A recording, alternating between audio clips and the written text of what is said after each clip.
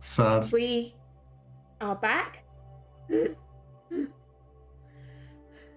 We begin on the evening of the 24th of September in Ignatius's hotel room, where 4 members of the society, if you count Ignatius himself, are gathered together. What does Ignatius's hotel room look like? Is this a fancy hotel room? A rundown hotel room? And how tidy does he keep it? So the hotel room was pretty nice. Not top of the line, but it takes a lot of his money. It is incredibly neat and tidy. As you might have guessed, there are a lot of capes there. He'll have one area of the room laid out for like his normal clothes and his dress clothes and his dress clothes and all of that. Then he'll have a cabinet filled with his various narcotics.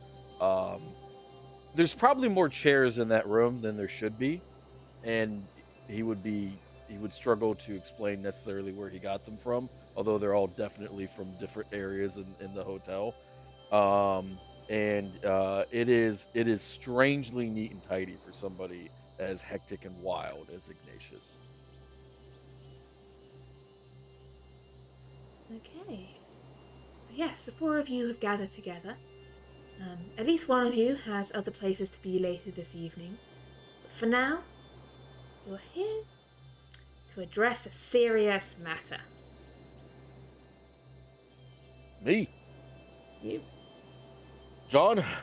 Doctor? Yes. Maximilian? Ignatius. We're going to talk about the most important thing on the planet right now. What's that? Oh, Me. Okay. All right. So we have to just deal this head on. I think Abner can save my soul. I think he can sever my tie between me and whatever god or demigod or avatar or anything that is plaguing me. As likely as that may be, what are the chances of him also, saving your soul for him immediately after having saved you from the curse? Well, there is the tiny fact that I suspect he probably works for the same person or entity that is the cause of your curse. That is not an unfair point. However, I will say this. My shadow is moving, my dreams are worsening, and my insomnia is also worsening at the same time. I'm desperate, and this guy actually knows what he's doing. So, unfortunately, him knowing what he's doing is not always a good thing. For example, I believe those servants of his were ghouls. Ghouls don't tend to work for everyone, and there's something not right about him. Besides his cologne, which is a bit suspicious considering the smell we picked up from those ghouls. I will tell you this: if he screws me over, then it falls upon you to dispense fiery justice upon him. Unfortunately, if he turns you into a ghoul, it may also be you. Fiery justice for everyone, then. I've not had more than a 2% chance this entire time. How did I come to 2%? I have no idea. I just know that it's right because it's me. I was just about to ask. Rather specific number. Now I think it's 3.6. I Okay. was probably short selling myself. Regardless, I think we need to stop worrying about the consequences and just blindly act. That has historically worked well for me. So who are we going to sacrifice? We just have to. No, I'm not having any part with any sacrifice. Can't we just find somebody horrible who deserves to die? Abner, perhaps? I don't know if he's going to sacrifice himself. I don't think he'd volunteer for that. Keeper, from what I know of this book and the curse, can I do a mythos roll to have just an insight on whether I have a separate idea how to break it? So a roll on Ignatius's book? Regards the nature of his curse, the dream connection thing. Yes, give me a Cthulhu mythos roll, please. Have a chance? Nope, that's a fumble, so nope. You have not found any way within Ignatius's book that explains how to break the curse. You know what was mentioned by doctor, I am going to get the wrong doctor's name. Edwards? Dr. Hughes. Yes. The other one is the dead guy. Yes, that's what I was double checking. They're not, well, they're both dead now, which doesn't clarify the issue. Yeah, so, Dr. Hughes suggested a method of breaking it by essentially replacing whatever entity has an interest in Ignatius with a different entity. Whereas Abner seems to have another suggestion. Both these suggestions did involve human sacrifice. Yeah, and D'Angelo did say something about Dr. Hughes's thing seemed to only have half the information. It seemed to be only half complete as well, from his analysis of the occult side of it.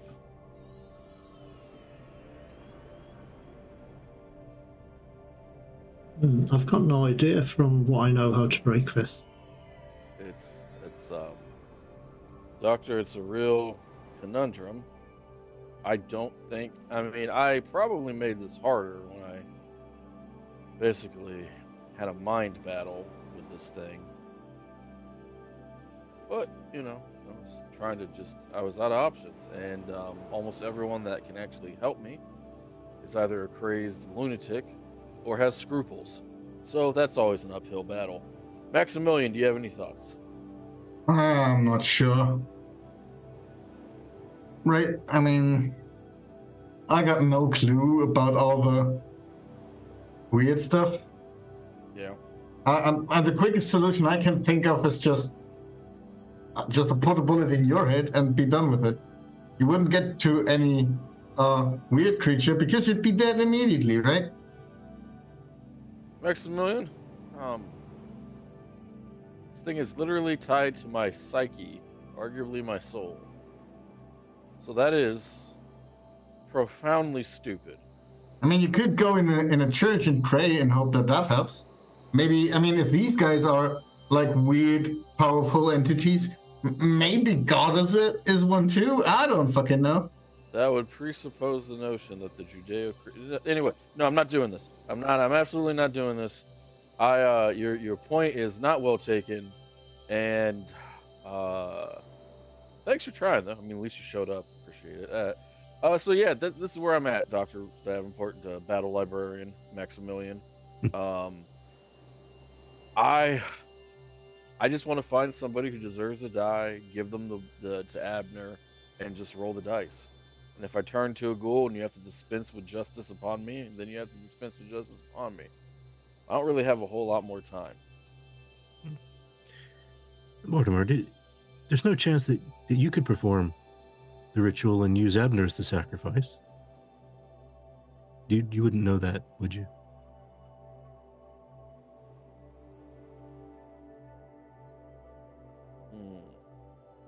I mean, that'd be killing two birds with one stone. Just make sure it's not one Ignatius as a bird.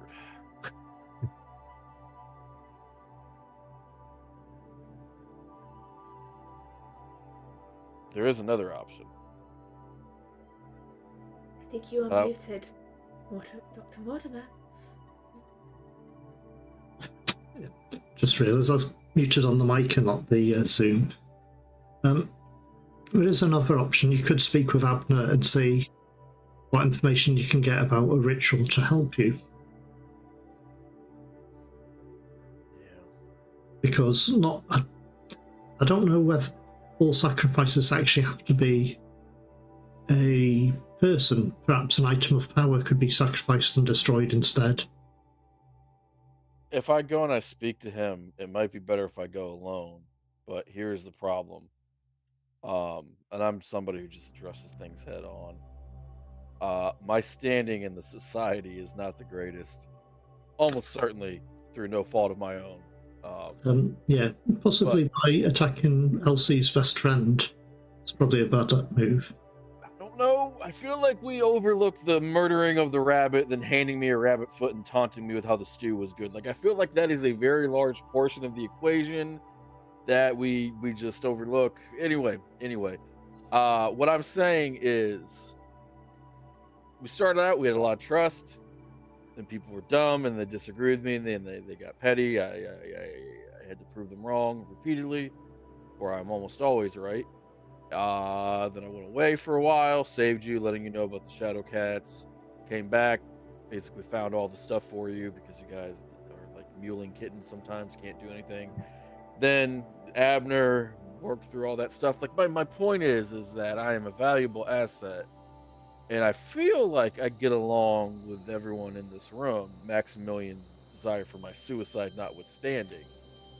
But I don't have, I mean, basically, the leader of the society attacked me with a painting, and then left me to die in the bed, and then killed my rabbit. So, like, when all the powers come together, I don't necessarily feel safe.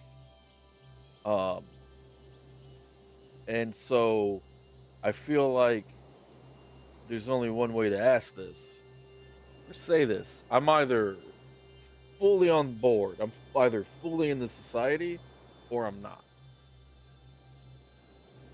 Does that make sense? Well, as a new hanger on, I mean, I suppose it does make some sense. Oh, yeah, it does make sense, but I wouldn't be the person to make that decision. Is it not a democracy? No, I believe it's a monarchy at the moment. Unfortunately. Throw something at you. Well, then I'll cross that bridge. That bridge with that stupid maid when I get there. Okay, tell you what. How about this? How about I go to Abner's right now, and you all stay like 4 blocks away, and if I'm not back in an hour, you come to try to help me. Sounds a plan. Mm-hmm. Maximilian, I know you're a working man. Do you have time for that? I'll check my clock. I'll be there as long as I can. I mean, imagine the story that you could tell from this. What do you do? You probably got about an hour before you're supposed to show up. You've got a little bit of leeway in time because... I mean, yeah. There's like an hour time. Okay. I need to entertain the guests, basically. What are you? Are you a pimp? Am I what? Are you a pimp?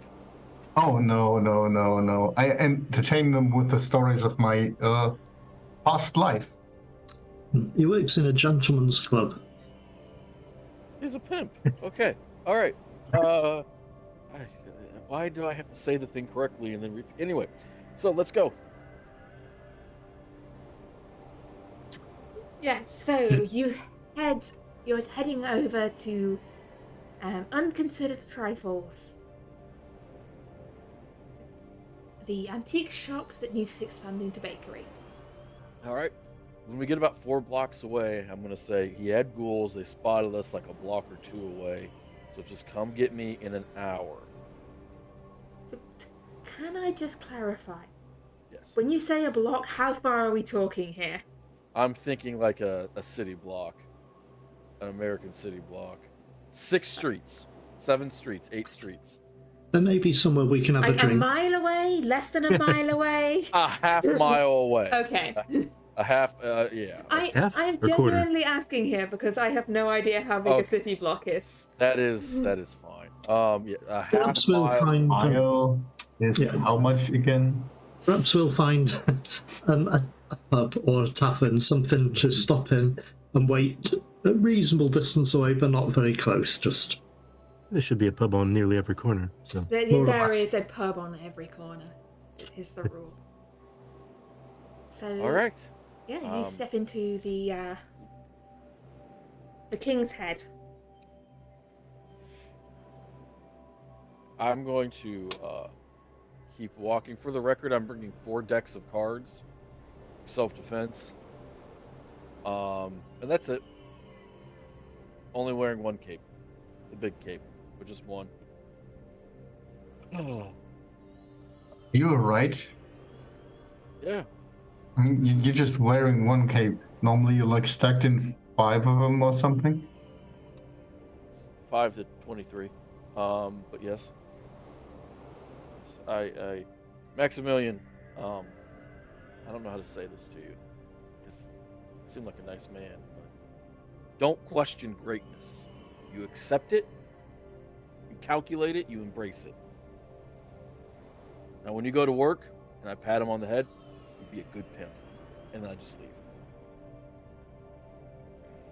So, yeah, the three of you are waiting in the pub, and Ignatius is heading over to the antique shop. The lights of the shop are out. The street is dark. You are familiar with the building, both the back door and the front door? I go to the front door.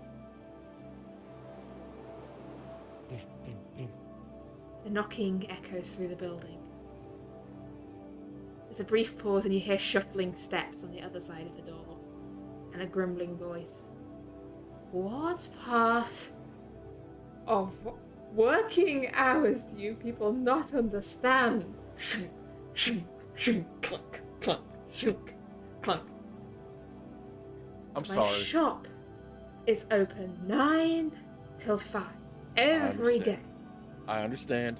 I'm sorry. And without fail. I'm sorry. You lot turn up after I've gone to bed. I'm sorry. You go to bed at 7? I was reading the newspaper and drinking my cocoa. I like an early night. I'm sorry. Agnes please ushers you come into the shop, and you see he is in fact wearing a dressing gown and a nightcap, You're the type and of person still to get up smells at heavily 5. of strong cologne. Is it bad? Is it horrible cologne? Yes. Okay. Abner, I'm sorry. Yeah. Take a This seat. is- Take a this- seat. Thank you. This is the time I was freest. I apologize. Right. Have you reached a decision on the matter we discussed before, or is this something else? Sort of. So the society is reticent to sacrifice a life to save mine. And they're also worried that you're going to turn me into a ghoul. I told you before you're not worthy of that honor. I know. It's just everyone's coming to get to know one another. Look, this is what I strangely enough believe you when you say that this will work and I won't be screwed anymore and I'll have a normal life. I can't promise that your life will be normal. That is entirely within your hands. Once you step out this front door, I'm not could be responsible for normal. what happens then. Could be normal. That there'd be a severance in the tie. So here's what I'm looking for. Is there any way to do this without sacrificing somebody? Can we do it with like a sacrifice of like an item of power or like Blood livestock? and life is needed. Human life and human blood. How much blood? Well, get a bunch of blood and not sacrifice no, life and blood. And enough blood, more than a child's worth. So I suggest a young adult at the least. Oh God. Would a maid, maybe a maid? An adult female maid? Yes, that would work fine. They're not gonna go Indeed. for that. As I said, if you do not have a sacrifice in mind, I can find one. See, that's the other thing. I don't particularly care that you're willing to take that route, but they do. And you are a man of science, and I am a man who is leading a tortured existence. Science, magical science, mythos science, whatever. You're a cultured man, is what I'm trying to say. And I'm screwed. Like, truly over a barrel. So I want to just live, because my shadow's moving and all of that, but is there truly not another way? There might be. There's not another way that I know. There may be someone else out there who has an answer, a different answer than the one I offer you. I cannot think of another way. Such things are rarely clean and tidy. You may wish you live in a world where there's Snap your fingers, say a magic word, and all is well again. We don't live in a world like that. If you're going to mess with these things, you need to be willing to get your hands and your soul dirty. My soul is no grimy. easy answers. I just, if I went rogue with, if I just grabbed somebody off the street and then we did this and that was fine, they would hunt me down like a dog and dispense with fiery justice. They would probably want to come to fisticuffs with you as well. So I have some safeguards in mind regards to that. Do not worry about me. I don't worry about anyone but myself. I would ask you to pass a message on to the society. But, Sure. were they to kill me, they would find it highly inconvenient and regret it until the end of their days.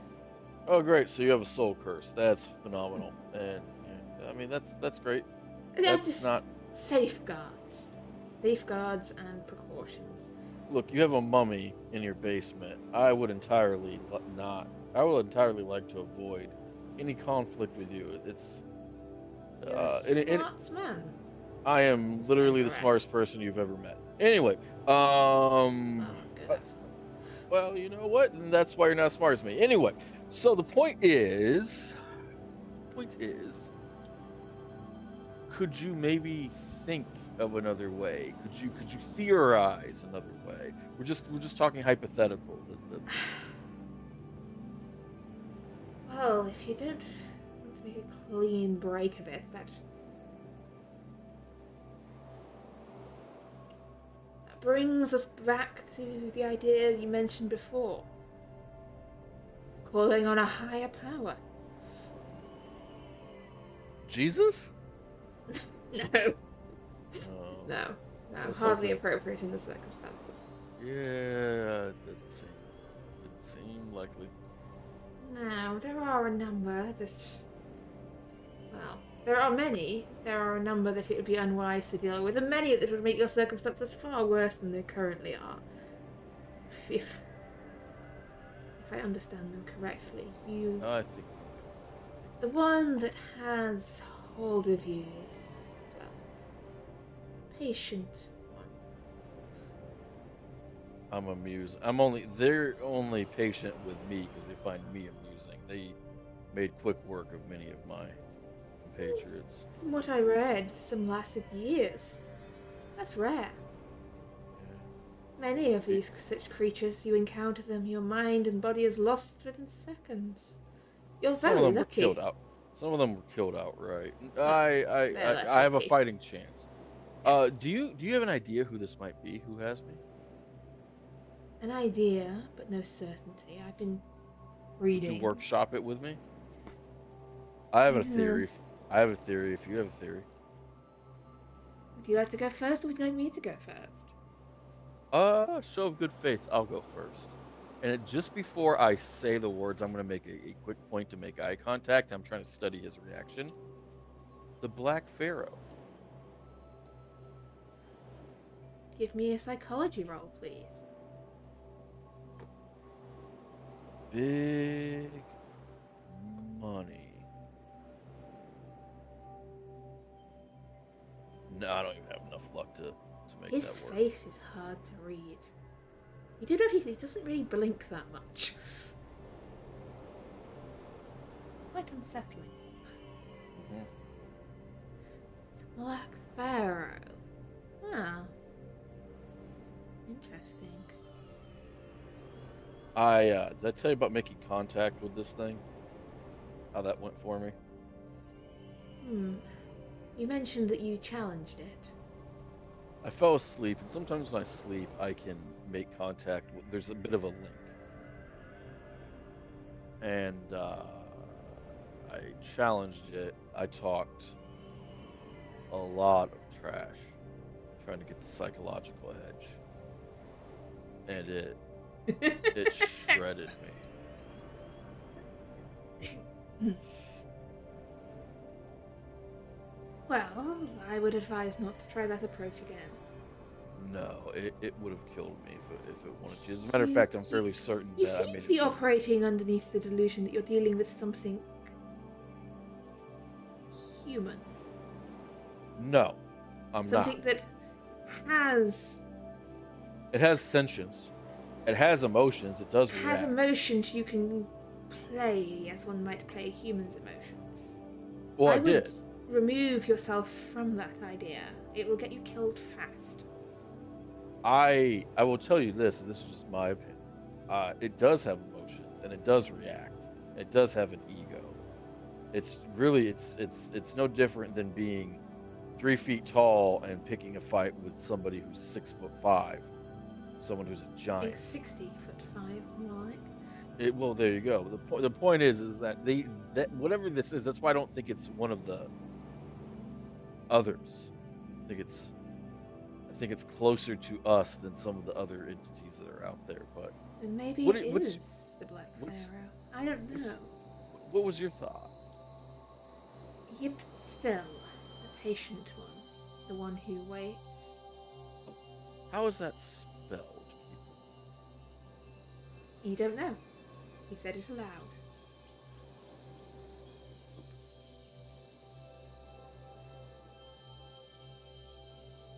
Abner, could you tell me how that's spelled? Well, it very much depends on the language you're spelling it in. The texts I have come across spell it as YIBB TSTLL, although I feel someone missed some vowels in the second half of that. So feel free to add them where you see necessary. Abner, thank you for your time. I will get into contact with you in 2 days, and we'll see if your theory crafting has yielded anything. Is that okay with you? Yes, indeed. Is there anything you'd like from me? If it does turn out this shit is not Cern, and it is the Black Pharaoh, then I'm not sure I will be able to help you. Well, There are some beings out there of too great a power for me to wish to trifle with. how strong is the Black Pharaoh? That is how does one quantify these things? In all his many names and faces, he is lethal, cunning, manipulative, curious. Perhaps closest to human amongst all of them that I have read of. It's the fucking Black Pharaoh. God damn it. Okay, And well, for that, perhaps the most dangerous.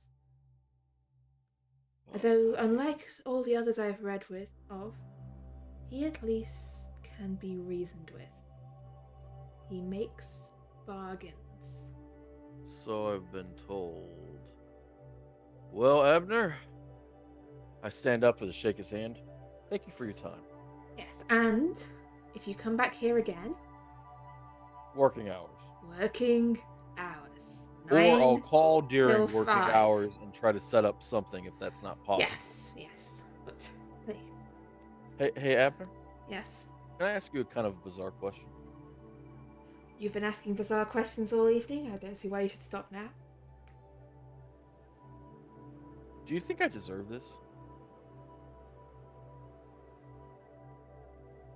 I don't know you. And I don't believe this world is one that cares whether people do deserve or do not deserve things.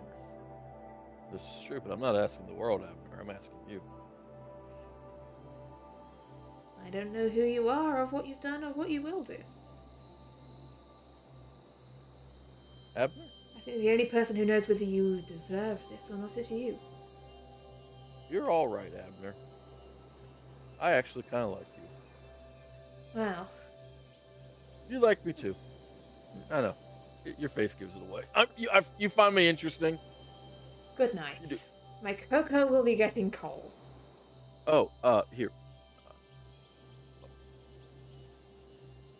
Put down a bit of laudanum. It's cold these days. Good night. Keeps you healthy. Good night. You're welcome. Shoo, shoo, Can I do a spot on my way out? Can I do a spot hidden check for looking for like traps or anything? Yeah, as he's locking the many bolts on his front door. Hard success. You don't see any traps. You see a dark and gloomy antique shop. Very good. With a lot of bolts on the door. I'm gonna go back to the King's Head tavern. The King's Head, yeah. In the time that Ignatius was gone, is there anything the others wanted to do or discuss? I think we were going to be discussing options on how to kill Ignatius when he returned. Yeah, I think so. That was something. I mean, At least the likelihood of it. I would be starting the whole thing thinking about. What do you think that sacrifice is for? I mean, if it's stuck to Ignatius' soul, don't you guys think that the sacrifice's soul replaces his in whatever consequences his actions have brought to him? That's the problem. A lot of these weird... This is why it's best to stay out of this magic type stuff. A lot of the spells and magic involve sacrifice and blood and sacrifice of your soul for some things. There seems to be a balancing thing. The greater you sacrifice, the greater things you can do, I suppose. For example, quite some time ago I had been offered a deal to help save my sanity, and in return all I had to do was be willing to serve this entity until it said my service was done. Basically, an open contract in that he could ask for favours off me and have to help him every time he asked. So you just went like, that's an okay thing to just go ahead and sign your soul away for? No, I refused the bargain. I refused that deal because if he had asked for one thing in return for help, then that would have been fair enough. But it was the problem with these things. Any deal you do with him is always in their favour. It's always one-sided. It's never for you or your benefit. And I believe the price was too high. He had actually offered me power and all sorts of strange things. Whatever I wished for, I could have had. But the matter is, serving something for eternity. Eternity is a very long time. And there's no guarantee that my death would end the service. I've seen too many things to know otherwise. But I was hoping a sacrifice of an item of power would be enough to help undo this ritual, because some of those items of power you have to make a permanent sacrifice to make them in the first place. Mm-hmm. And that's what I believe. Maybe enough of a powerful item or items, power combined, could equal perhaps the price of a soul. But unfortunately, I don't know a great deal about this, and strange enough, the more you learn about it, the less sane you become. Less stable, certainly. But I wouldn't be willing to sacrifice someone. I think it would not necessarily just because of killing someone in cold blood as such. It would be the damage it would do to myself. I've never murdered someone in cold blood before. And I certainly don't plan to.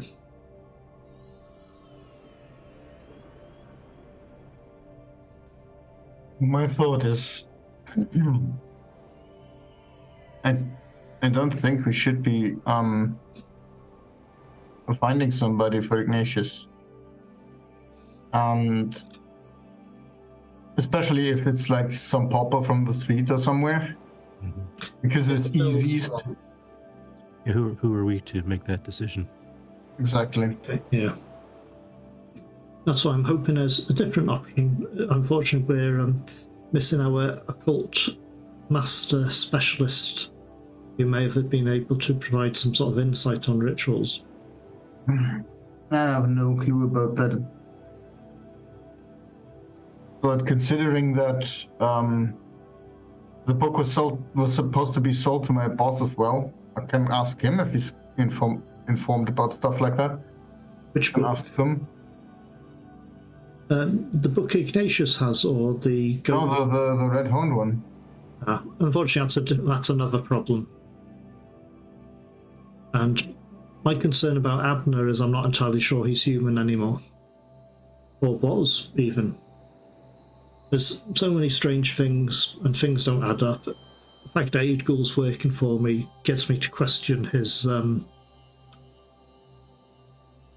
interests. But that's another problem. But the matter with Ignatius, I do wish to help him, and I do wish to undo this curse. I told him the first time I met him when he approached us about this, that I would like to undo this curse somehow. But it depends. We'll have to see what the options are. Abner, I do suspect he knows a great deal about this stuff than we do, because I believe he is part of the stuff itself. I believe he's probably a monster in some fashion, but we don't understand. But we shall see what Ignatius brings back, assuming he does. Yeah, maybe. My brain comes to the easiest conclusion, to just slit his throat and dump him over a bridge. Probably not the best idea, unfortunately. Again, you'd be killing someone. Somebody that, caused the problem in the first place. Did he, though? I think it was, I'm not sure if you're familiar with the full story. It was a matter of some books. You get a lot of these strange cults, especially in cities these days. Seems a very fashionable thing to be part of a cult or society of some fashion. And I believe they found an artifact or something, tried a seance type ritual. A number of these people who were occult specialists or believers or just eccentric and wanted to be doing something strange like this and dangerous. And I believe they wanted to see what could happen. They tried to connect all their dreams or something like that so we could do a shared dream. And I think that's what started the problem, but I believe... It was. I think that's probably when I approached. Hmm. It was at university. One of our professors got us into it. It was mostly an excuse to show up and drink and do drugs and have fun. And imagine being in a gigantic hall and there's certain debauchery going on, but then there's a long table and then there's a seance, and we didn't even mean to connect with what we connected with. We didn't even think it was real. We just thought it was fun, and we were getting easy grades out of it. But to your point, Maximilian, I did it. It wasn't something that I thought was going to happen. It wasn't something that anyone would believe to have happened. It wasn't anything that science would have said could happen, right? So, but I did do it. Anyway, boys, lads, I'm cooked. Abner, if it is the Black Pharaoh, he thinks I'm screwed. He thinks it might be Yibstil, the patient one. Yibstil, something patient. I don't know. It's hard to hear him. I've not heard of anything called the patient one or something like that before. Ibstil or Yibstil. Anyway, I asked him if he could find another way. No human sacrifice. He didn't think it was possible. He's gonna look into it more. But here's the thing: if his only way is human sacrifice, I'm not gonna go through with it. I will also tell you this: I like him. To be honest with you, I like Abner. He's a monster, and he knows he's a monster, but he's also not cruel. I told him that we thought that he might be trying to turn me into a ghoul, and his response was, "I'm unworthy of it." Pretty sure he's a. That is a very interesting term of phrase. I'm pretty sure he's a ghoul. Although he doesn't look like one. I think he's a type of one that I've not heard of, perhaps. He gets tired easily, though. He was in his nightgown, drinking cocoa, looked kind of cold. Anyway, I told him that we wanted to work out something and we wanted to avoid a warring conflict, and he said that, first off, I'm pretty sure he doesn't think that we could kill him. And second off, he did say that if we did, we would be cursed forever. And he wasn't kidding. I confronted him about the Black Pharaoh. I said that one of our theories was that it was the Black Pharaoh. I couldn't get a read on it.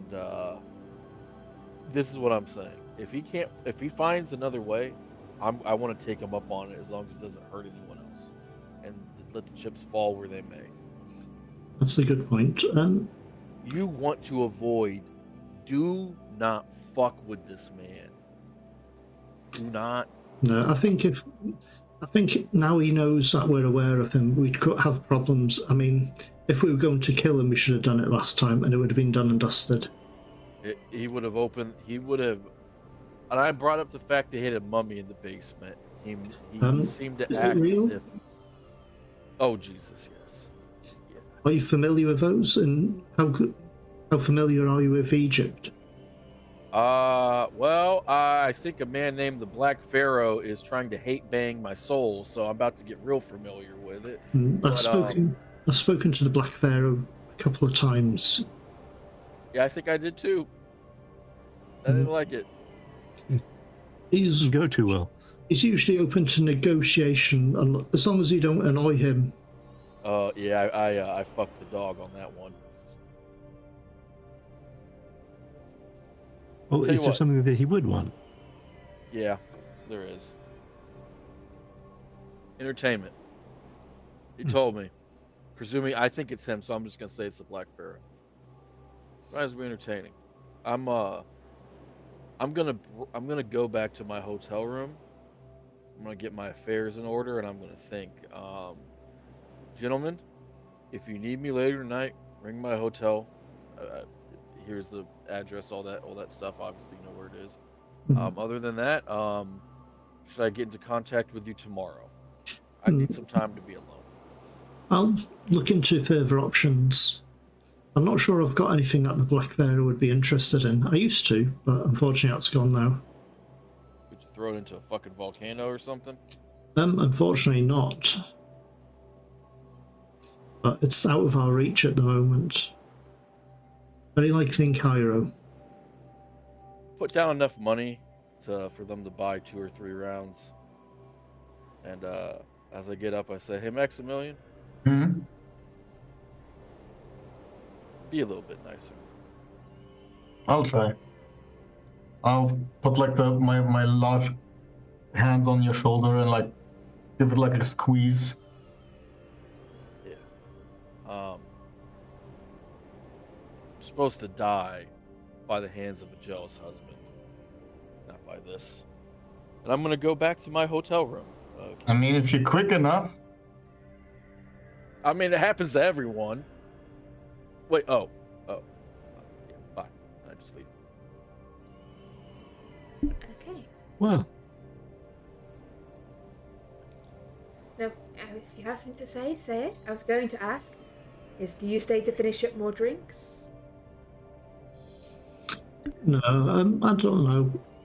I don't think Mortimer's going to spend the evening drinking. I think he's probably going to return home and try and do some research to come up with another solution. See if he's got something in his book somewhere that might help or offer an insight to it. So, does he heard of this entity? What is it? Ypsil or something? I don't think it's been covered in any of his books that he's read. So you're going back to research. Ignatius is going to his hotel room. Maximilian and John, are you staying in the pub a little longer, or are you heading elsewhere? I got work to be at. Okay, Maximilian is going to work. John, the rest of you that have ditched you in the pub, what would you like to do? Well, there's all these drinks on the table. No fun drinking alone, so I'll finish mine off and head back home. John could always help me with my research if you wanted. I would, actually. I'd be very interested in that. Okay, so the two of you are going to do a little joint research. Are you heading for the society or Mortimer's shop? Well, that depends. I mean, John could always do the research at the society. Mortimer could do it at his shop, and that way we're tackling 2 different routes. Okay. Perhaps. If John's okay with that, John could always go to the shop and research there. Just means we may have different cookbooks in our collections. Okay. We can always agree to meet up for breakfast time or something like that to discuss anything we found. All right, let's do that. Seems reasonable enough. Okay. Depending on which approach the two of you are taking for your research as you split up, either make me a roll against a particular book if you're searching within a particular book, a Cthulhu Mythos roll, or a library use roll. It is your choice which one you want to use. I would much prefer to make a library use roll. Go for it. Obviously, different ones will do different information depending on what is available in the location you are searching. Could I do all of them or just one? Just one to begin with. Yeah, it's... Oh, what the hell? I'll just roll... I'll check Cultstigul's book to see if I found something. Okay, and John, are there any particular questions you are trying to answer here? I'm looking just primarily for the existence of this Ibtil. Any mentions of it? Okay. And its nature. Mentions and nature. I believe that is a success against Cults the Ghouls for Mortimer. Are there any particular things he is trying to... Might be a hard success because the book's 36 and I rolled a 14. Don't know if... Is that a hard success or not? Would I have to spend a point of luck on it? 36 is the book? Book is 36, that would be yeah. a hard success. Is there any particular questions you're trying to answer? Pretty much a solution to undoing this cursed connection to Ignatius without killing someone, basically, and possibly sacrificing an item of power instead. Also, would he may have tried to look up that name of that entity and see whether it's likely it's the Black Pharaoh or that Yib, whatever it's called thing. The Black Pharaoh is mentioned in Cults the Ghouls. Which is why I chose that one, because... Yib still is not mentioned in that particular book. But from what I know so far of the curse and Ignatius's encounters, does it sound to me... the fact that I've spoken with the Black Pharaoh a couple of times myself, does it sound like it could be the Black Pharaoh, or likely to be him? The reports you've had, both from your own mind and from others in the Society of the Black Pharaoh, is that they tend to use different faces and different voices, depending on who they're talking to. That's very true. They like to taunt and they like to make offers. I don't know what detail Ignatius went through, what actually happened versus the editorialized Ignatius version of his encounter with the entity. That's so true. I think you only have it through sort of Ignatius's lens of the encounter.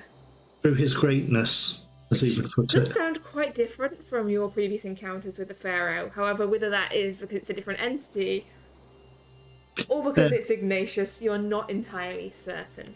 Yeah, but basically he's trying to come up with a possible solution to Ignatius's curse without sacrificing someone's life. Cults the Ghouls has a good deal about sacrificing life. Various descriptions of rituals, bodies being thrown into pits, people being buried alive, People being eaten and so people on. being eaten primarily after they're dead rather than when they're alive, which Oh, it's only fair. I'm not sure if it's better or worse, but probably No, worse. it's not the most pleasant Better. of books. Yeah, it's not the most pleasant of books. It, however, does not include any ritual or instruction that you can find that seems to suggest it would lift a curse or break a connection to an entity. Okay. Meanwhile, John, over in the Society libraries, you do find mention of Yibzil. It is only the briefest of mentions. It describes her as lurking in darkness, suckling night gaunts in the blackness. That's all it says. It's just a briefest reference to her in a greater text. And what does she do in the darkness? She suckles night gaunts. Okay. If I have time to do that, I'd further look those up. by the mention of both the Society's previous notes and a couple of mentions in Sir John's books, they appear to be some sort of horrible bat-winged creature that goes swooping around at night. And there's actually a mention, I think from Maddie's notes, of her encounters with one that apparently saved her from some sort of ritual occurring in Hyde Park. Although the reporter seems quite confused and a little insane. All right. Okay. Is there anything else you are after? If not, we will go over to Maximilian as he heads over to the Pacific Club. The lights are shining brightly, the chatter of voices in the inside, people drinking and talking and smoking. And as you enter, the man at the door nods hello to you.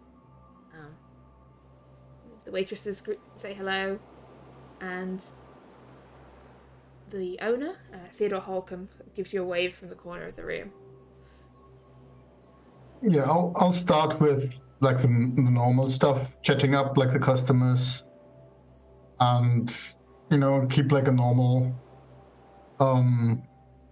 day going until like an hour or so, and then I'll go and try to chat up my boss.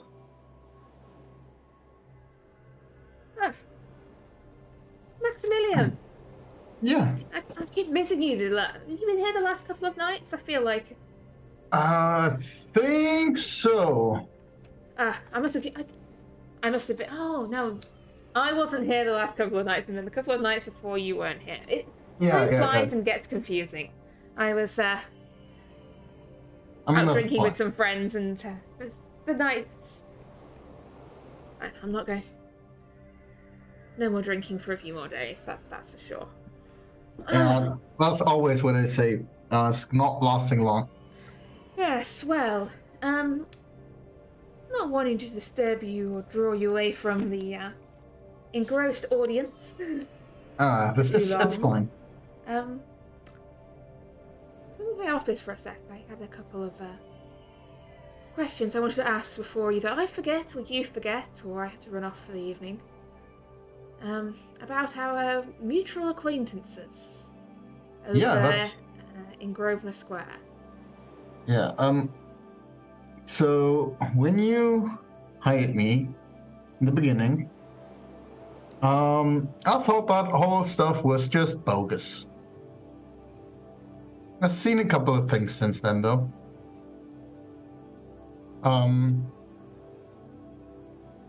Like some huge panther just strolling through London. Yeah. Which...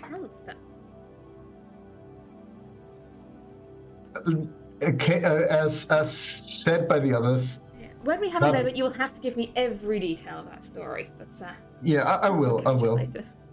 I would just like to know how much of the oddities do you already know?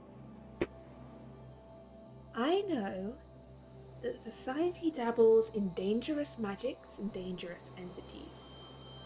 Yeah. I know that they have killed people. I don't think they want to. I don't necessarily have proof, but there are more missing people surrounding Society than is natural. I mean, yeah, fair, I guess. There's this the former Miss that is gone. Miss Carter owns a house, disappeared without a trace. No one seems to be that concerned by that, and it was awfully convenient, don't you think, for everyone else there? The woman who owns the house disappears. I don't think never to be seen again. I don't think they're in. I think that was more like an accident during work than actual like murder. Because currently there's one of them struggling with a curse, and all of them are trying to not sacrifice somebody to solve that problem. But they are discussing the idea of sacrificing someone? I don't think that. I think that is the information that they came across, Right. and that is what spurred the debate. Not that they are like just considering that. Okay. Look. So I'm genuinely thinking they're trying to do the best for like society as a whole, and I'm getting the feeling that it's fucking dangerous. Oh, yes, that is why I'm concerned about them. I don't know whether or not they have good intentions, but they certainly leave a trail of destruction behind them. And dangerous things do. You have to question whether someone should do something about them. I'm not sure.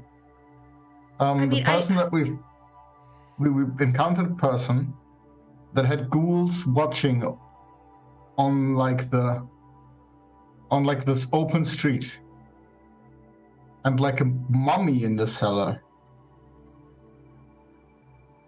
And A lot of people have mummies in cellars. Yeah, but not one that, walks around and kills people. Yes, that does seem odd. Yeah. Have you seen it walking around and killing someone? I don't. But I was at the place where she's stored, and she's moving around in there, and I was not inclined to go and look up any further. And I'm not sure about any of these parties, to be honest. They're all looking at each other as if they are the devil. And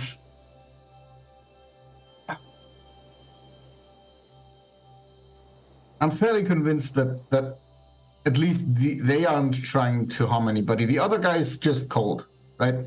He doesn't care. Fairly sure he doesn't care at all. But the society still has like a conscience. I'm fairly sure about that. Whether that or not that leads to more or less damage, I don't know. But yes, I tried. I went to the police with my concerns a while back, and yes, that turned out to be a bad idea. They have connections in Scotland Yard. I was laughed out of the building and then quietly told to not ask any more questions about that. Thank you very much. They have dangerous connections. They can get away with things. This is concerning. Yeah, I mean, obviously. Though I wouldn't know how Scotland Yard would investigate something that involves me neither, to be honest. It was less the investigation of that line of things and more the concern over it's just uncanny. I keep track of reports. I've been going back through newspaper clippings. You've not been around London much. A few years back, Lord Archibald Grey. His house burnt down. Quite a lot of people were killed. And Earl Archibald Grey, sorry. I'm terrible at remembering everyone's titles. I get them all tangled into a muddle. You spend your time drinking with earls and lords, and then you start to muddle them up, and they get awfully upset when you call one of them an earl, and it turns out, oh no, they were a duke. But you see, he has his own connection to the society. He was godfather to the Davenports. Lady Catherine, not Davenport anymore, and her brother Mortimer.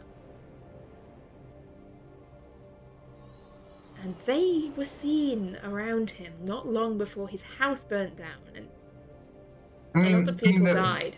They're the god kids, right? So obviously they would be at the ball. You'd think no involvement, but it wasn't just the other members of the society were seen around too. There's a report here. He flips through his desk drawer. There's a report here, a mention from the Oxford Observer. The small print down here. Blah blah blah blah blah blah blah. Also tell about that. See this photograph? Yeah. That's Davenport. Yeah, there, at a talk in Oxford. That doctor, dead. A couple of days later. I mean, yeah. Wherever they go, people die. I mean, just for a second there. So I've got the feeling that they're trying to do good, right?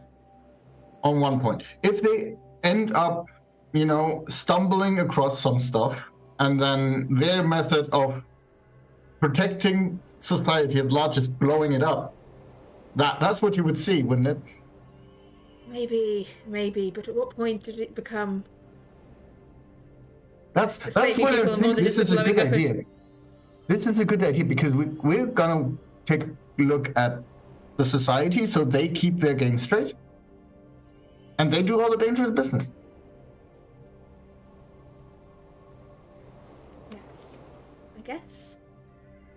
How does the saying go? Quis custodian ipsos custodes. Exactly. And if my Latin was still a part of it, I would know something more than the watcher. No, the guardian. I think custodians was guardian. Who watches the watchman? Who guards the guards? Depends on your translation. Exactly. Well, in this case, I guess that has to be us.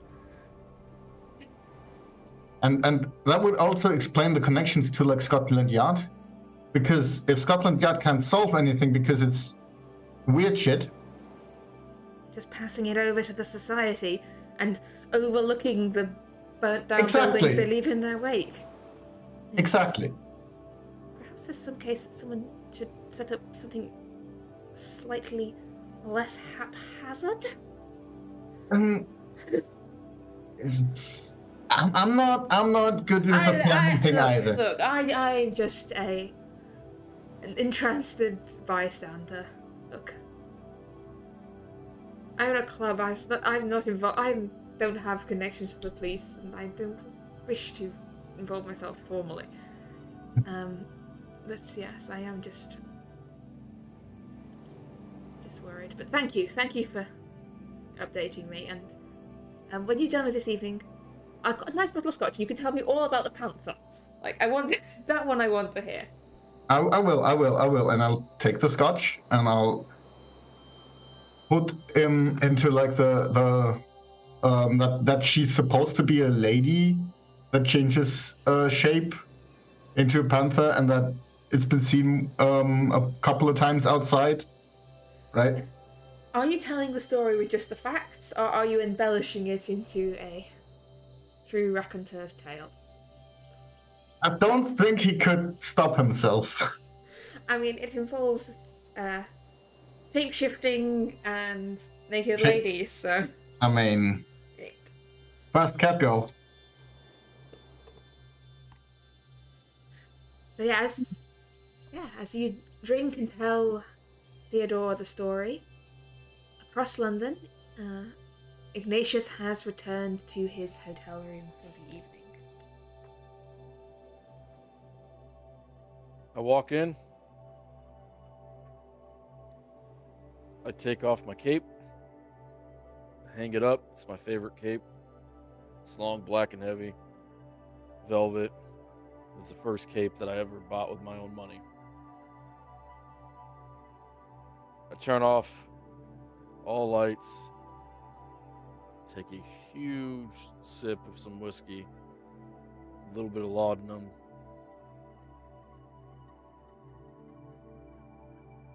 Tear probably rolls down my cheek. Just say out loud, quietly, Sometimes you gotta know when you're beat. And kid, even you can get beat. And I lay down on the bed, making it comfortable, and try to go to sleep and do what I did back at the society and make contact with my tormentor. Okay, give me a power roll with a bonus die, please. As you slip down into sleep, into darkness, and you feel a presence there, waiting for you. You can't see it, you can't exactly hear it, you more sense it. Presence there in the darkness. And then feel it drawing nearer towards you. I stand completely still. Up, chest out, shoulders back, arms at my side, with as much dignity as I can muster. So, is that it? Are you giving up now? I didn't know I'd have to kill somebody to get out of it. You don't have to kill anyone. Every time I've gone to someone, the answer is always the same. Ritual this, ritual that, sacrifice this. You could just Almost always always die. are. Let yourself That's- be swallowed by my darkness. Join me as the others did. Are you the Black Pharaoh? Presence we would call the seems Black to Pharaoh. withdraw from you. Black Pharaoh. That's the working theory. As to your identity. Some may have called me that.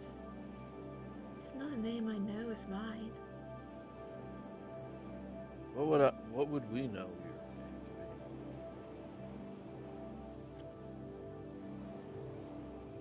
My name would break your mind were you to think it.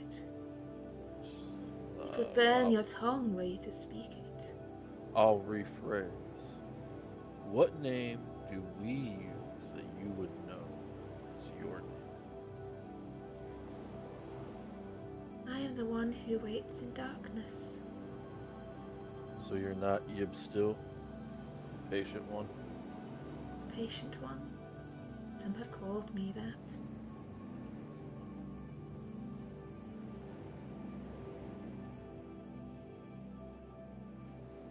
You can call me that if you wish. I don't know what In to your call last you. moments before the darkness claims you.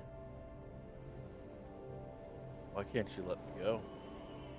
Or why won't you let me go?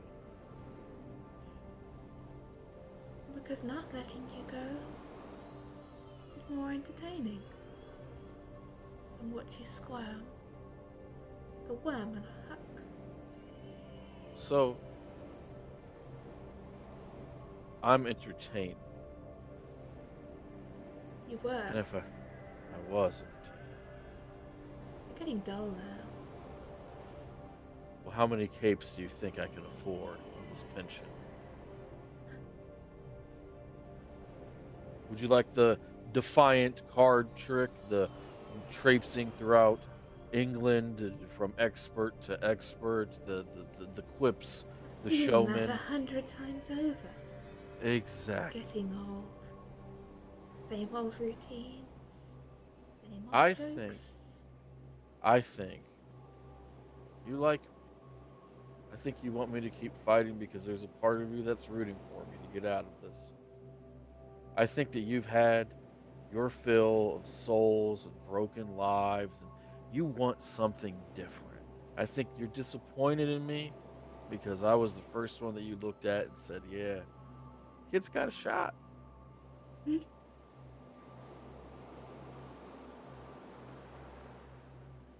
Can I try to charm or You can try. I'm not promising anything.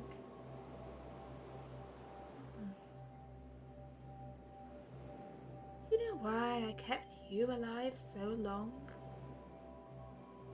because I'm pretty jawline?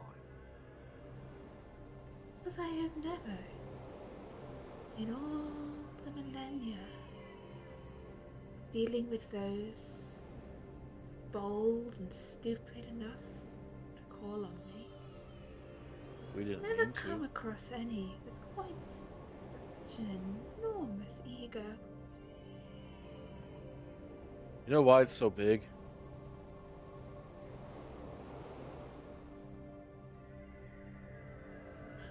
Sorry, am I meant to say something to trigger a punchline there? No, actually, the silence was the punchline.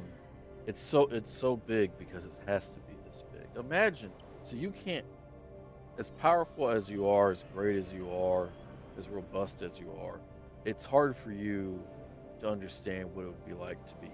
I think intellectually you could get there, but only so much because it's theory. I have to fight things like you all the time. So do I go into battle, whether it's mental or physical, going, golly gee willikers, I sure hope that I get out of there one day. No, I go in there thinking I'm the best because I have to believe that I'm the best. So if you want entertainment, then fight me fair. Give me a Fight name. between us could never be fair.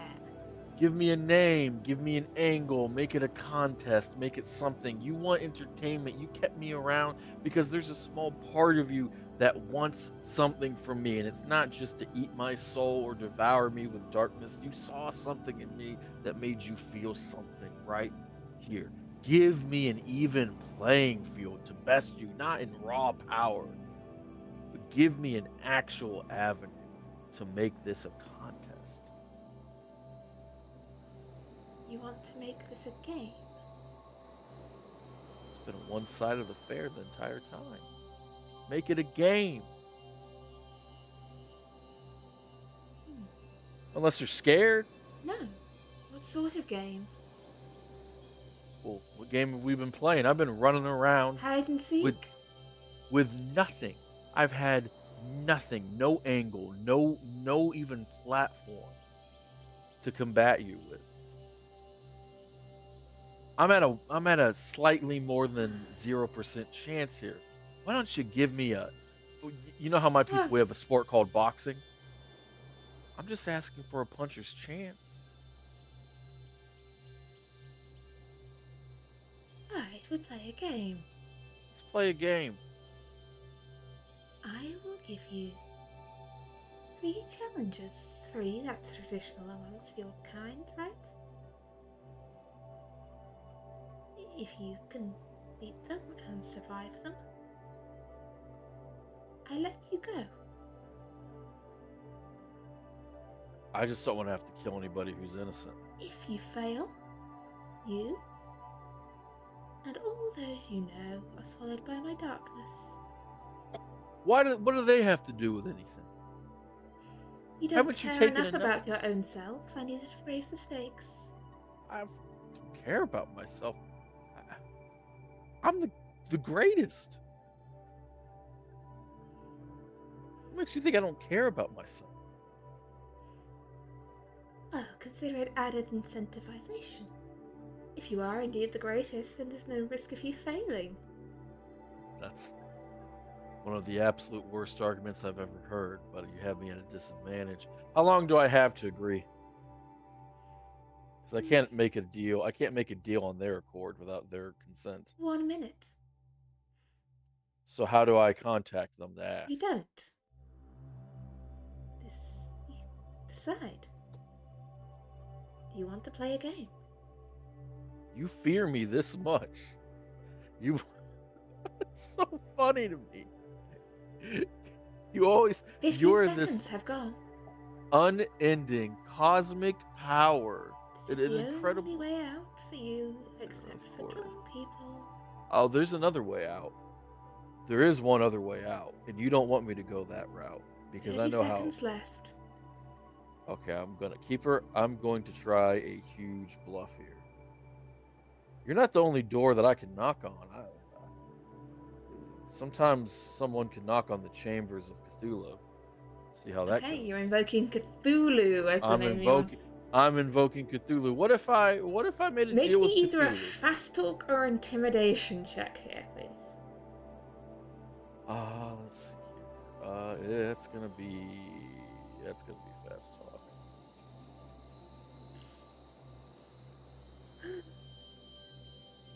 Being so boring. Fine. The offer to the game stands until moonrise tomorrow.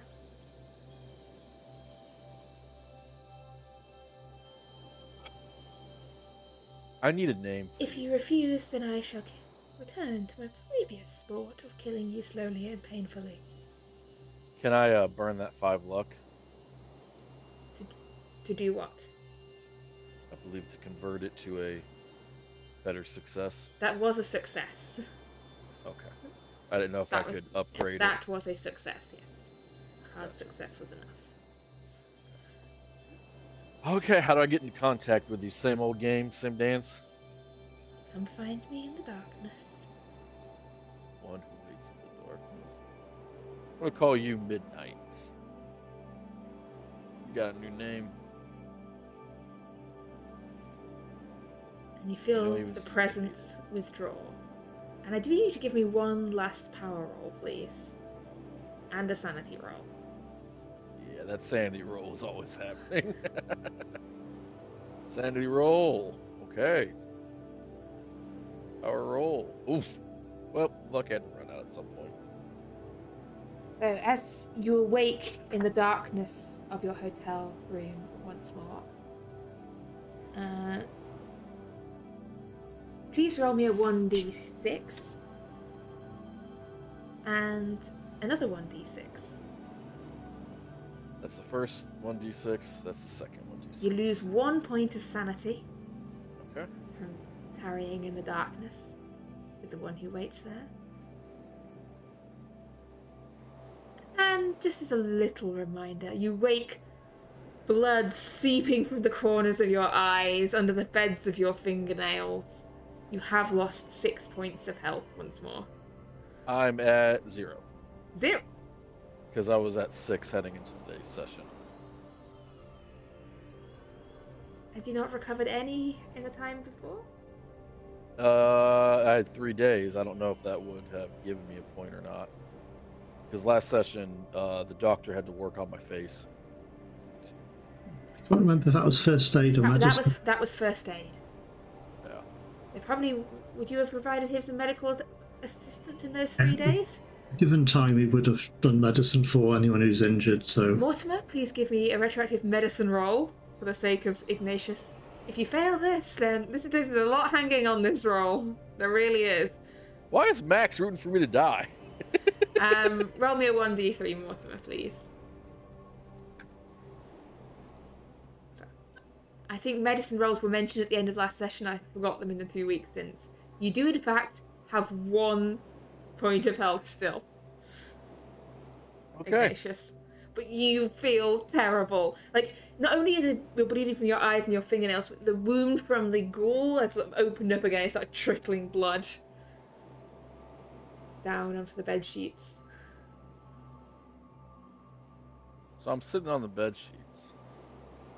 And I just start laughing. Ignatius. Oh, they broke the mold when they made me. I'm going to go tend to my wounds as best I can. Then I'm going to call the society. Okay. Right now in the middle of the night? Yeah. Okay. Because I don't have Mortimer's number and I need a doctor. You hear a tired voice on the other end of the line. London Esoteric Society. You recognise it as James. Hey James, this is Ignatius. Yes, sir. I'm gonna say something to you, and I know it'll make sense because it doesn't make sense. I just got clawed open by a spectral beast, and I need Dr. Mortimer to save me. Yeah, give me your address. I'll let him know. Yeah, I do that, and I go, hey James. Yes, sir. I do apologize for calling so late. Oh, no worries, sir. I am happy to help. I hang up quietly because I know he's lying, but he's too polite to tell the truth. Okay, as you hang up the phone and James prepares to call Mortimer and probably fetch John from the library, that is where we're going to go to break. See you in 10 minutes' time.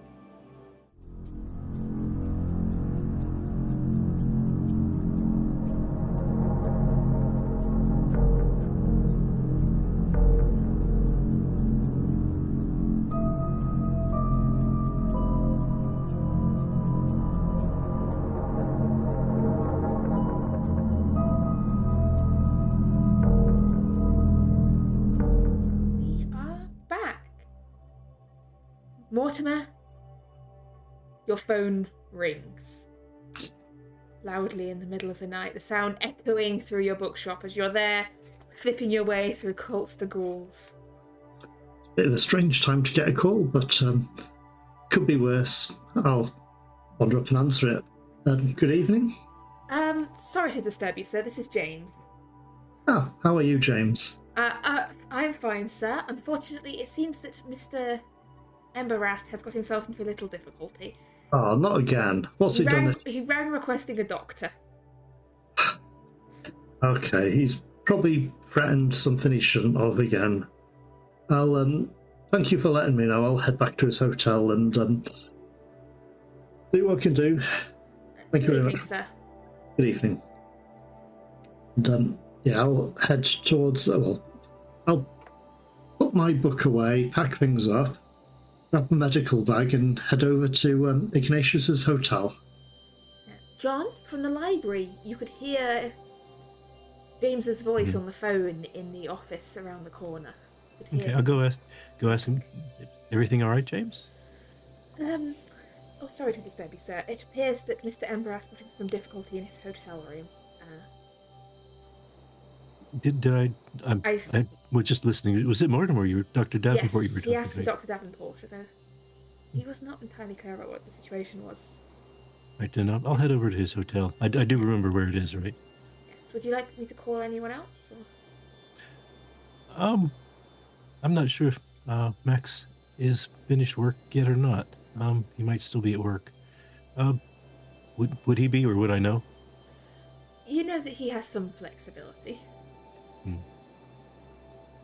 Right. Well, if you could call him, he knows where Ignatius's hotel is. I'm going to head over there now. I'll put a call through to the Pacific Club.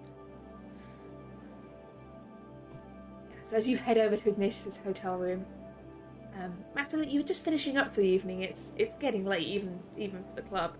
The last few guests are leaving when one of the waitresses, Goldie, comes running through. Mr. Johnson. Sure. Hi. The phone. There's a phone call for you. Oh. Who'd call me here? Okay. I'm gonna go. I wrote. It didn't stay on long. Someone called James, left a message to say that someone called Mr. Emberrath is hurt and they're going to his hotel room.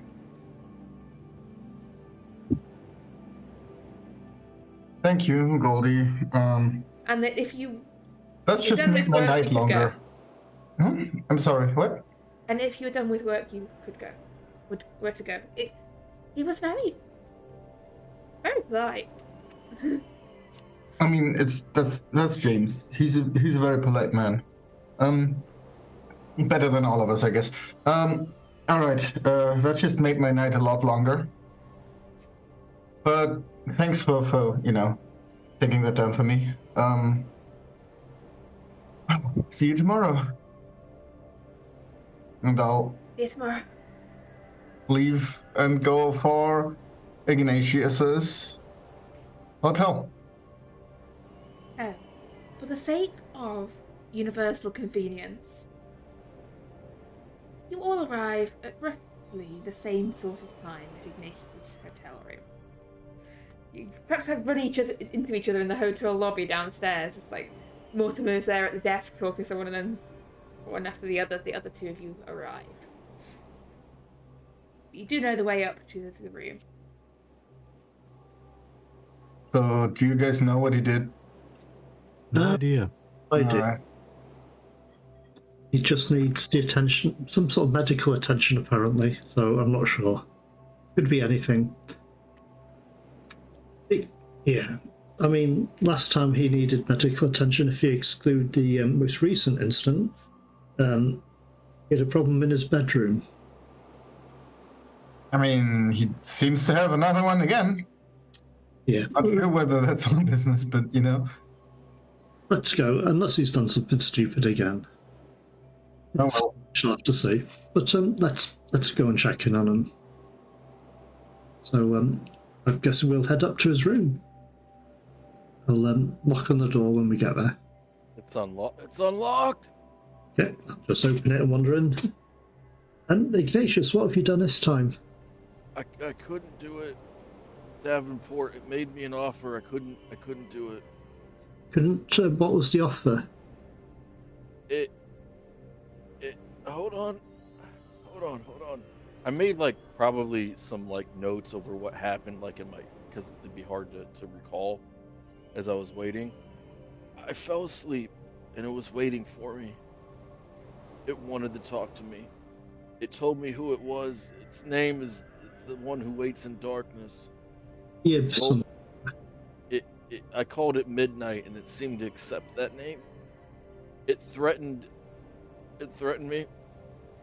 And I asked it. This time I didn't directly challenge it. This time I was coy. And it told me that it kept me alive because I was entertaining. And I told it that it kept me alive because it thought on some level I had a chance against it. And it wanted the challenge. And it bit. But then it got nervous, I think, because I called it out. This thing is very human. It's very arrogant. It's more arrogant than me, which I actually hate. I need to step up my arrogance, I think. But anyway, it told me that I had to decide now if I was going to fight it in a game.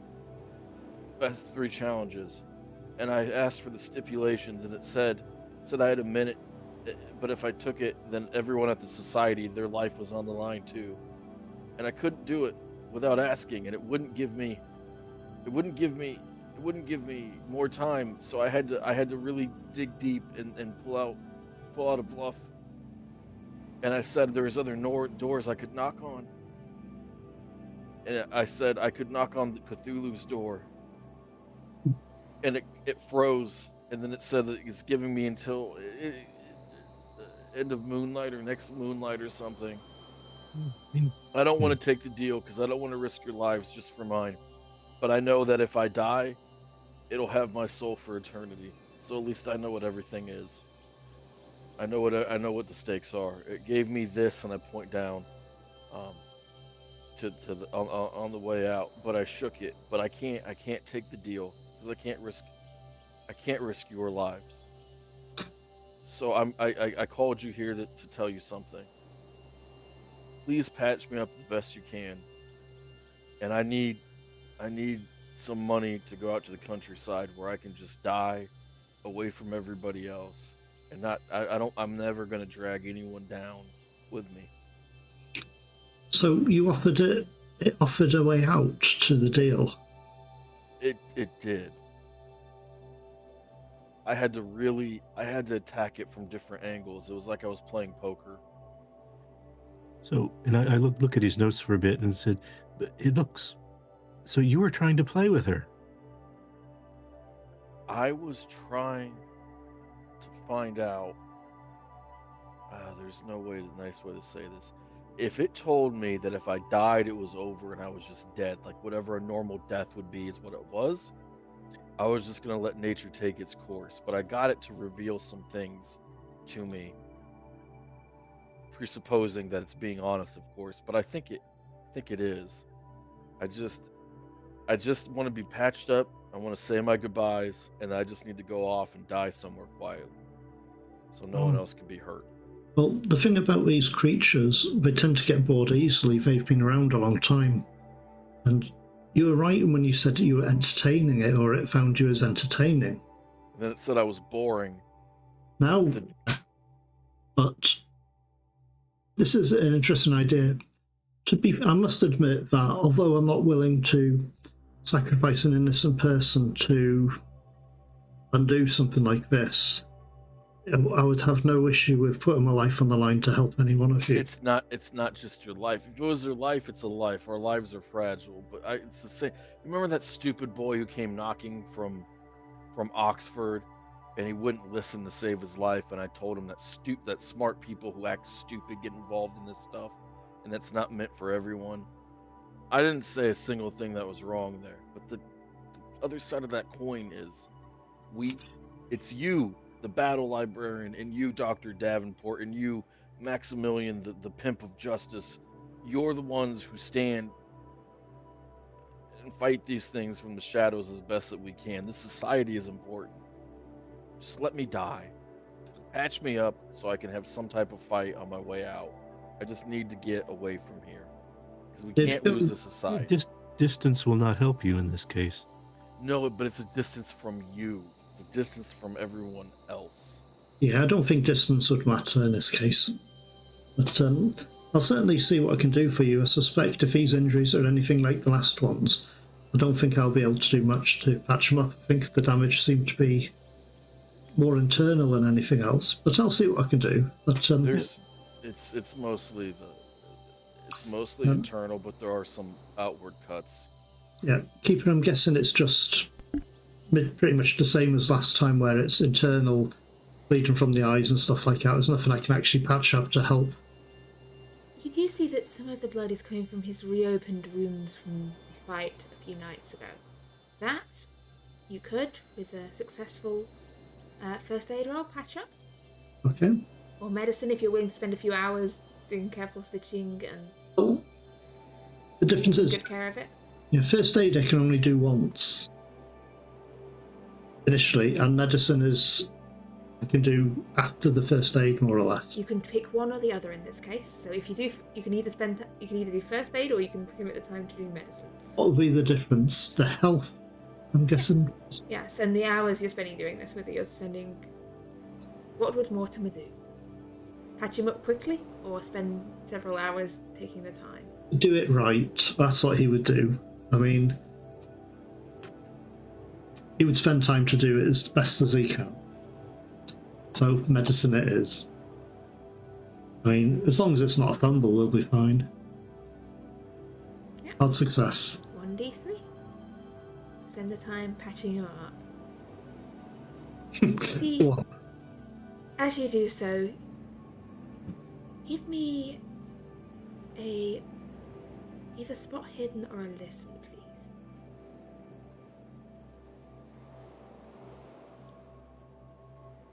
Just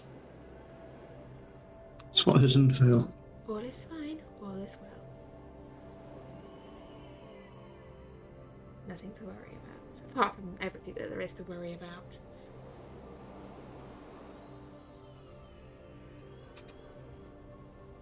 So, as Mortimer is patching Ignatius up, are the two of you sticking around, or are you?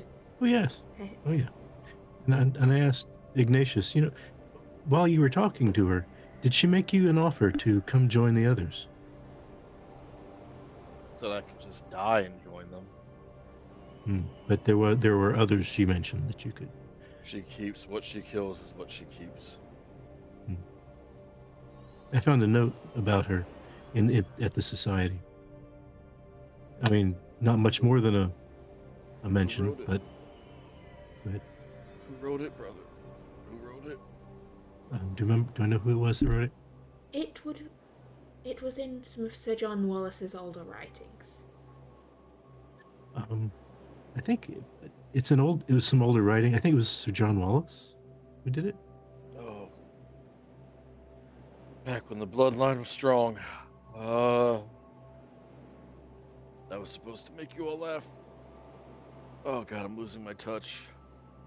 This is what we do. Just let me go. No, I don't think we will.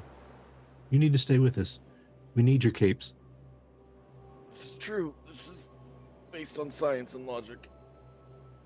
But I Also, don't really... I'm fairly convinced that if she wants a fun, interesting game, you just going out to the countryside to die does not constitute entertainment. It would not, And no. that would probably have consequences for your soul that is then in her endless torment, whatever. Yes, I agree. I'm trying to be noble. I'm trying to distance myself and not involve the rest of you. So, basically... Ignatius, do you know what the difference is between this situation and the last one? I have about 17 sarcastic remarks at the ready, but proceed. The difference is that we can all agree to help despite knowing the risks, and the victim of your ritual couldn't. I didn't... I feel as if that is something that I wouldn't have disagreed to. That's why I didn't want to do the ritual.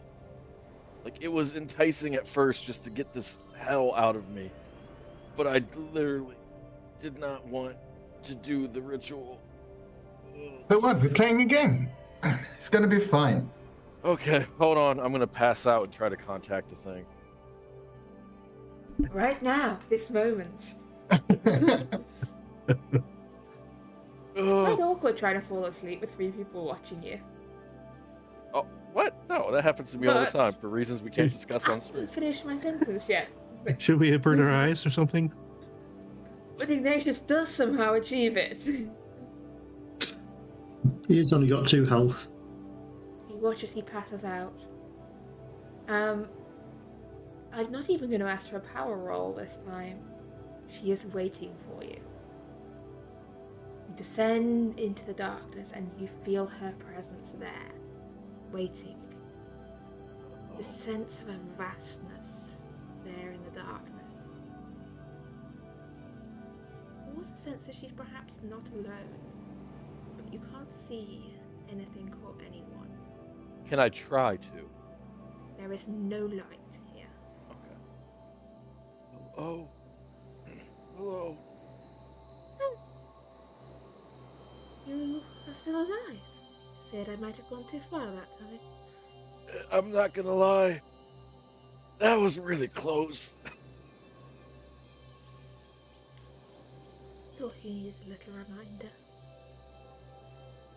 I have about 34 sarcastic remarks off the top of my head, and I'm using none of them. Absolutely none of them. What will it be? The Would you like to play society... a game? I Or- do have one quick question. Yes. If John Greaves, Maximilian, and Dr. Mortimer have accepted the terms, I don't know about the other members of the society. Could we just limit it to us 4? Those And 3 spare will me having- suffice. I bind them to your arrangement. I accept. Remember our term. I don't have to kill anyone who's innocent. 3 tasks. If you 3 succeed tasks. in them and live, And live. then I shall set you free. If you should fail, you all die. And come to join me in the darkness for all eternity. What is your favorite name that the mortals have given you?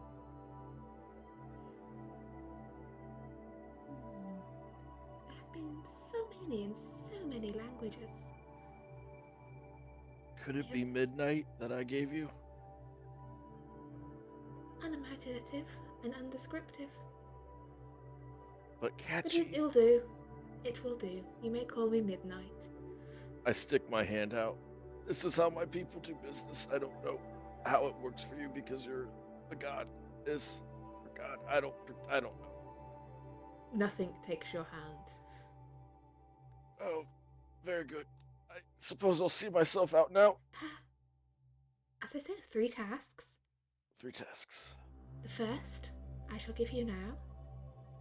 You have 1 turning of the moon, or 1, whatever you call it down there, month. 1 month to complete it. And then I shall give you your next. Okay. Walk the maze of your Gonolay. Walk the maze of what? Your Golanay. You're going. Okay.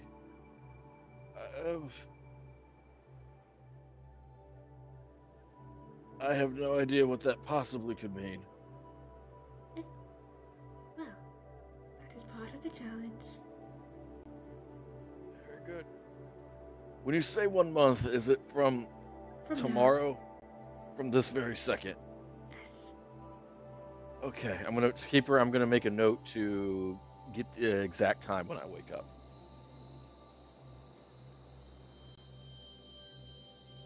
For as long as it takes from now to then for the moon to pass through all its phases.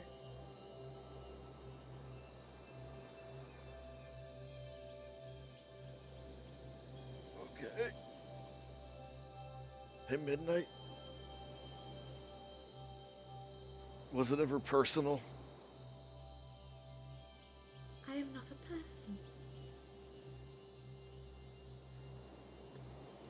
Until we meet again, little one. I have 75 sarcastic remarks on hand, and I'm not going to make any of them. You feel her withdraw back into the darkness. And I still do need a sanity roll from you. Oh, yeah, well, you know, that's it. But unfortunately, walking to her is... hard success. 1d6. No whammy, no whammy, no whammy. That was kind of a whammy. Ignatius, you wake once more, with 3 people watching you. Okay. Yep, some stuff happened. You're back. But you're not bleeding this time. No, I have lost some of my marbles, I think. Because every time I wake up, it's like every bit of fear that I've ever felt, experienced, multiplied by this many. I don't know how many fingers I'm holding up, but this many, however many this is how much. I have 3 tasks. The first one was given to me. I have until 1 cycle of the moon. Not the most precise language, but it means a month. I'm supposed to walk the maze of Ugane or something. You need to be careful about the description of month, because moon phases and arcana don't actually line up perfectly. I agree. First it was turning of the moon, and then sure the memory will come to me in a second. But approximately 1 month. Anyway, I don't know how to walk this maze of Uguniary, but we'll work it out. Function. It seems straightforward enough, but I suspect it really isn't. So she accepted the terms of our line. Yes. Yeah, I said that you 3 and myself are willing, and I'd need more time to reach out to the other members of the society, and she said, Midnight said that our souls will suffice. Oh, you're on first name basis now. I gave her a name. I'm very bold. She accepted it. I'm a legend. Write that down. Make it so everyone else in the society knows I named an elder god. Oh. But it does seem interesting. The thing about games is there's always a chance to win. Yep. Not always much of a chance, but always a chance. And I think that was better than what you had before. I did the angles. I just didn't want to sacrifice. I think sacrificing someone would have cost us much more than we would have realised at the time. But we just need to find this maze, and it'd be interesting. I've not heard of this before. Keeper, Would you allow me a mythos roll to see if I I've would allow mythos rolls, yeah. to save avoiding having to do the research? I mean, no, that's a fail. I've got no idea. You have never heard of the maze of... What was it he said again? Maze of Yaguni. I was really struggling to actually hear you, but I didn't want to derail. I think that's perfectly fitting. It was quite a stressful circumstance. No, neither Ignatius nor Mortimer have ever heard of the maze of Ugolene before. Would that have, in just my random searching through the books, would I have ever come You across can make a Cthulhu mythos rolls, yeah? Go ahead. it? Not much chance, but it's worth it. No. So far, none of you have heard of this before. But there are a lot of books out there in the world. A lot of other people who know things. Very true.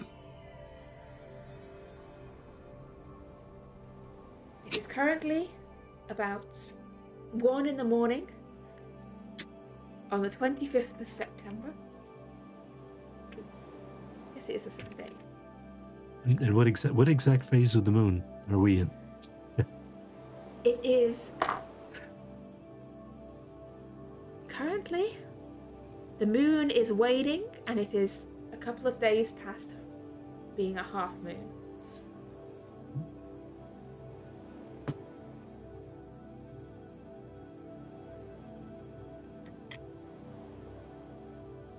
Well, I think we need to see what research we can do, find out about mazes, and see if we can find out about this maze.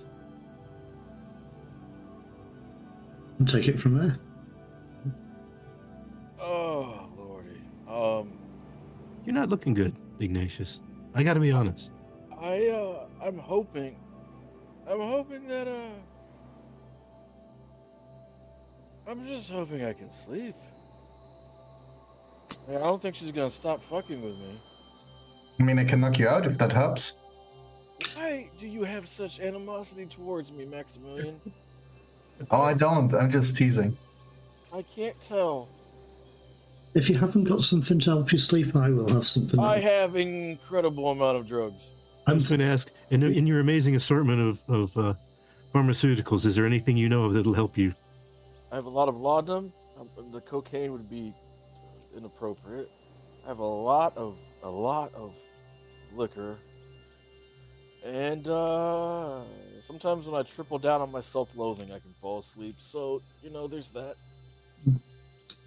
We probably need to call this a night and start the research in the morning. We've got a month to do this.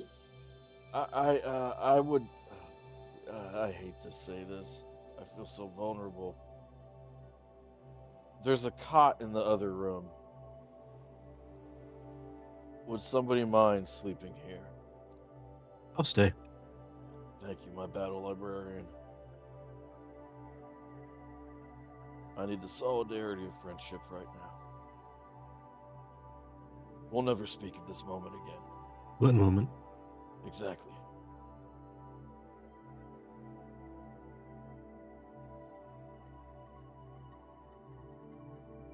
Okay. So,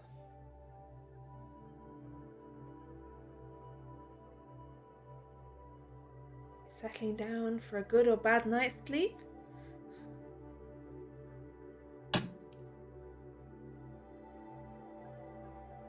John staying in the little servant's bed? Mm-hmm. And the other two of you heading home for the night? Yeah. In which case, your dreams and nightmares that night are your own to the side. Whether you sleep well or whether you're plagued with whispers in the darkness is entirely up to you. But I'll say that it's just I have no dreams, but that's kind of creepy in and of itself. just just nothing. Just an abyss, and put it in the middle for interpretation of the viewers. And morning comes. With it, the first day of the month that you have to complete midnights, as she is now known, apparently, to complete the midnight's task.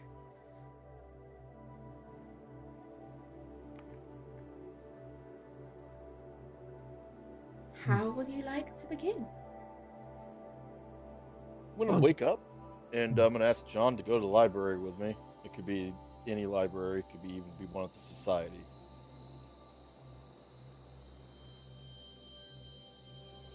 All right, let's get you dressed. And do you have anything here for breakfast, or should we go out? I think I stole some biscuits. Scones? No, those are horrible. Augustus always wanted me to eat scones, and I never said no because his legs were bigger than my entire body. But no, absolutely not. Scones are trash. I'll make some tea and get you the biscuits. Thank you. Oh God, midnight hits really hard. Apparently. Oh, I'm also very frail. You are not a frail man. In stature, I am. Oh God. But I would not advise that encounter again. Nope, I want to avoid that like the plague. Okay. All right, so do you have a preference on where we're going to go to start our research? I'm scared of going to the society, but I feel like that's a good place. Like, we would have unfettered access to our records, so we should exhaust those first. All right. Maybe the other way makes more sense. I don't know. What do you think? You're the librarian. Well, the Society's library is quite extensive. I think we might have a good chance, the best chance of finding at least some leads there. And then after that, probably Mortimer's shop. All right, let's go there then. Go bad for Mortimer. He's always patching me up. He's a doctor. It's what he likes to do.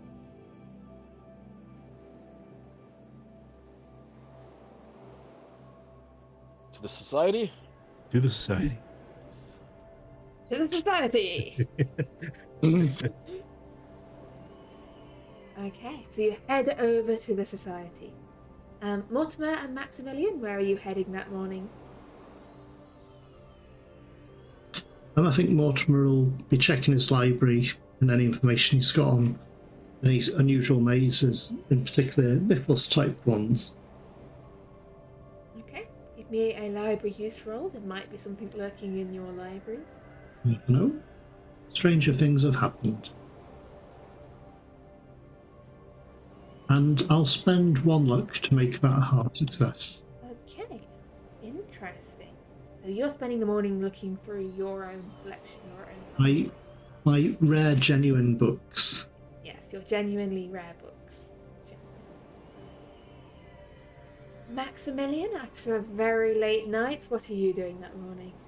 I'll probably sleep in a bit, and then I might just take a walk in the park.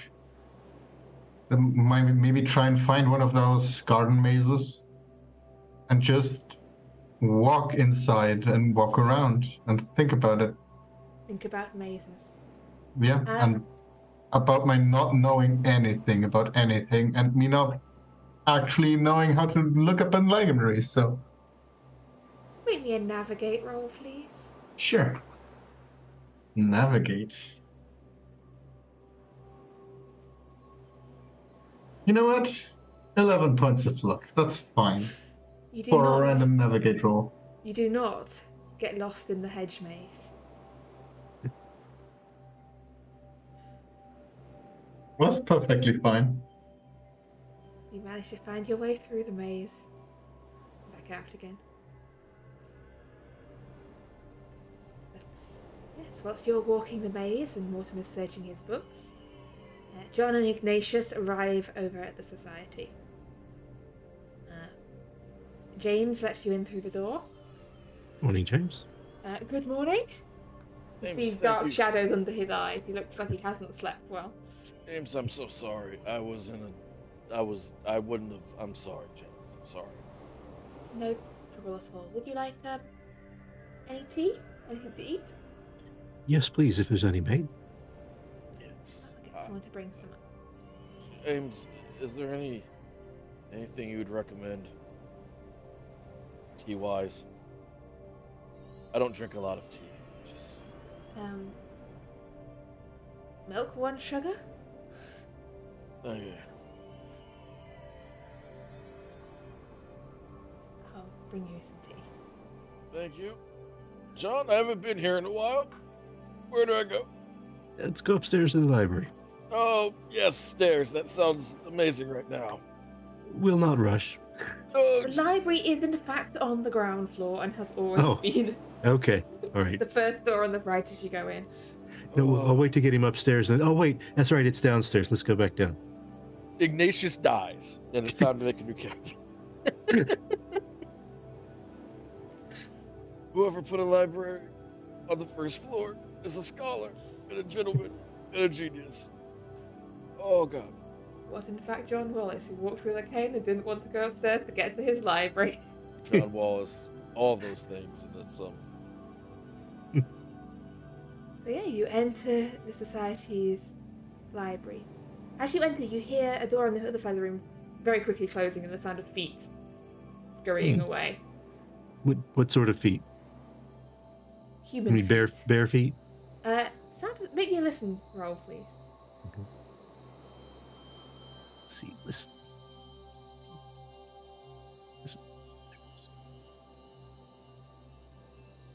Well, it sounded like they were wearing shoes. They were fairly light-footed, so probably not a very big person. Hmm. There was also perhaps a rustle of skirts as well. Ah, okay. Probably Agnes. Is that the one who killed my rabbit? Yes. Would you get Agnes, please? We're just gonna deal with this now. All right, I'll follow where I think the sound came from. See if I can find it. Open the door and you see Agnes on the other side of the dining room just doing some dusting and clearly not listening into anything. Good morning, Agnes. Would you have a moment to come Morning, and sir. do you have a moment from your duties to come have a word with Mr. Ignatius and myself? I'm not sure Mr. Ignatius will be wanting to see me. Oh, he does. He does. He would very much like to see you. Okay, alright. She follows you back into the library. Okay. Ignatius. John? Should I leave you for the moment? No, I don't think she would be comfortable with that. All right. Well, Agnes?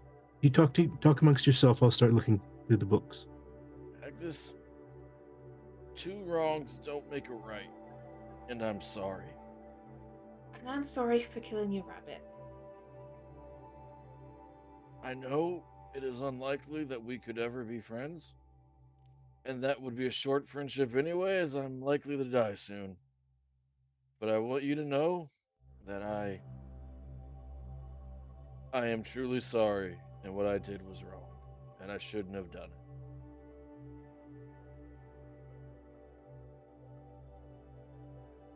Is there anything you would like to say to me?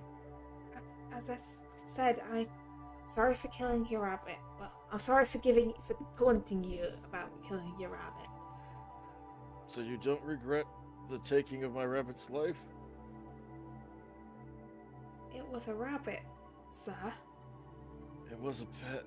I'm going to just presume that this is something that reasonable people can disagree on, even though I don't know if that's the case, and we're just going to end this on a high note. You apologized, and I apologized. We can be civil to one another. Yes, sir. But Agnes, for what little time I have left on this world, please remember I am what I am. Thank you. Of course, sir. I'm sorry for forgetting my place. No, it's not a class thing. That's always bothered me. It's just it doesn't matter. Words can't help this. We have an understanding. I think we would both do things differently. That's all that matters. You're a good, faithful servant, and you're probably a good person at heart, and that matters as well. We're gonna do our research now. May I go, sir? Yes. And before she leaves, and I'll just kind of continue looking at the books and say, but it was a very tasty meal. John, I swear, if there's one last thing I do before I die, Mm-hmm. it will be to make sure that I'm in a position to haunt you. Wait, no, you must live, and if you live, you're not going to be haunting me. So That's why I said if, John. That's how the language works, John. Damn it, John.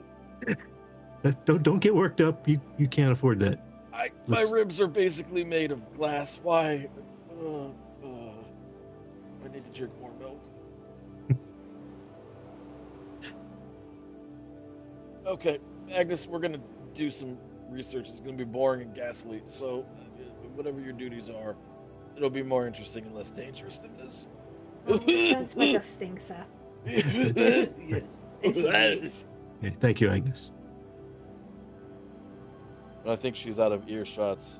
Yeah, I said, John, Hmm? that was the third most difficult thing I've done in my life. I understand, but a good thing you did. Sure. Anyway, books. Books. Oh yeah, that's why we're here. Let's get stuck into it. Yeah. Okay. Give me a library use roll, please.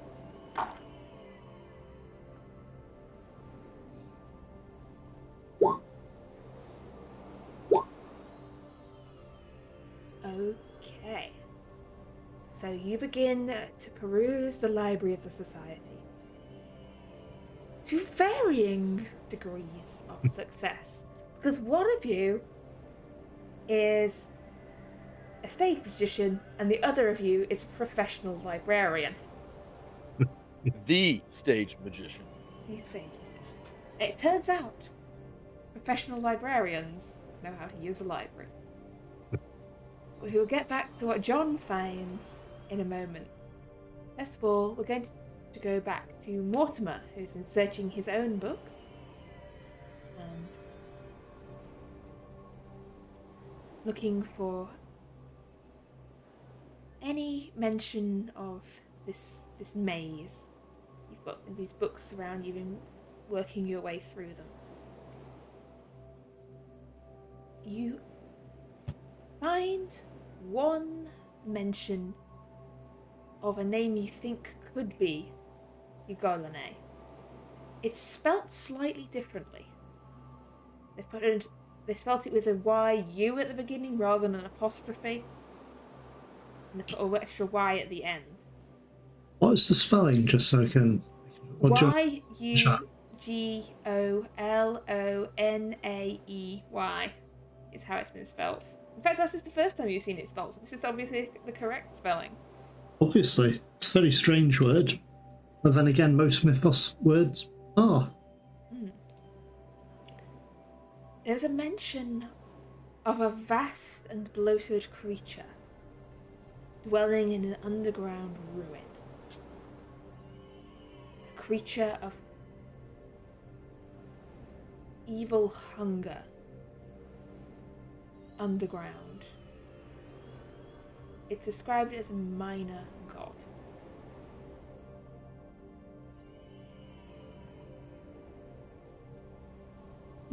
It's essentially in a book that it's in one of those rambling sort of occult books that mention, you know, the lists of demons and gods, the ones that have classified every demon to 600 points, including, you know, some things probably you don't even think are proper demon names at this point. Mad ramblings. There's a demon called Amy in there. Ah, it could be one. Depends what you call them. So, this maze. Is there anything other than some sort of minor god, some hungry minor god in it? That's all. It's not a description of the maze. This is just more a description of something that dwells. This creature as being a horrible minor god that dwells in a maze. Well, there's more information than I had before.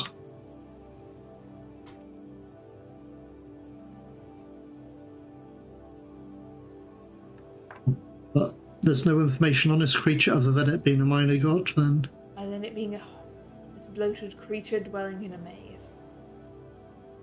Driven by hunger and malice. I mean, Okay. to everyone. Well, that's certainly more information I had before, so I'll probably consider making my way to the society, because after my research, of course. Okay, so it's probably about lunchtime when you head over to the society. And by the time you arrive, John Greaves has made a discovery. Amongst all these notes, he has found a mention of a being called Goldenay, spelled slightly differently.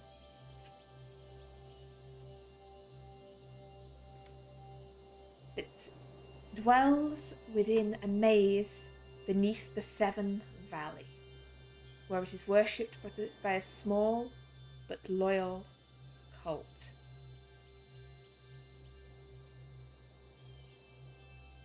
Cults again. Why is it going to be a cult? People are said to its loyal servants are said to sacrifice to it by luring victims into its maze from which they never return.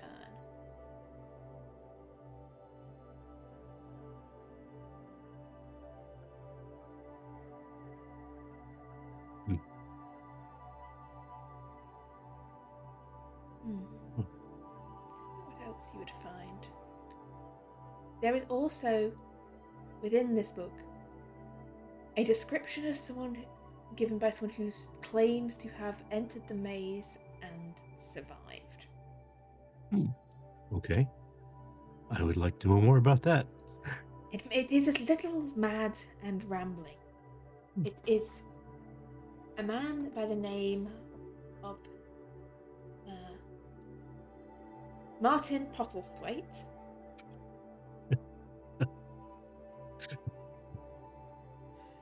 And Mr. Postlethwaite claims to have encountered the being while on a visit to the Seven Valley, having been tricked by some locals into descending a dark bricked passage beneath the inn. The rest of his account talks of stumbling about in darkness, of trying to light a candle, trying to see his way, and describes the encounter with a towering naked figure with a strange iron rings where a face should be. He describes trying to scream and trying to run, but his memory being a ragged wreck after this point. This strange creature with mouths opening on the palms of its hands, with nothing where its head should be, these rings of iron set in flesh.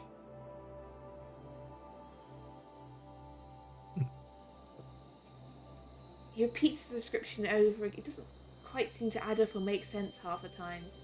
You get the sense whoever wrote this had gone more than a little mad by the time he escaped the maze. I might be by the time I finish reading it. Yeah, and by the time you've finished reading it, that is when Mortimer arrives.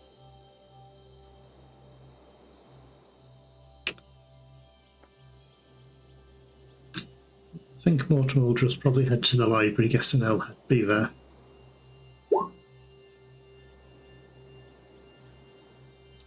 Well, Hope you've had some success. I've only found a little bit of information myself.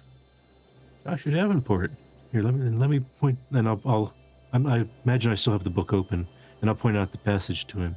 I think we found out quite a bit, actually. You know, Ignatius, I guess she never said this was going to be an easy task, eh? Oh, I don't think it's going to be easy at all. No, this isn't going to be easy.